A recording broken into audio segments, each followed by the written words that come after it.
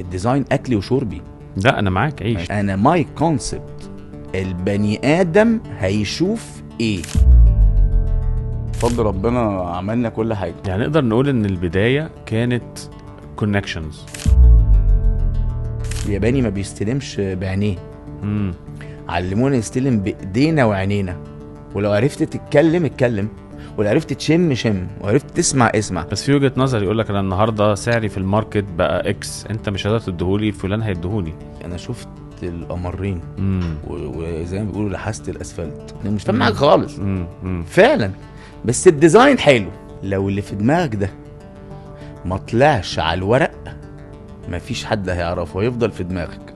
الشباب عندهم نفس الباشن اللي انت بتتكلم بيه ده. اول مشروع جالنا فيلا.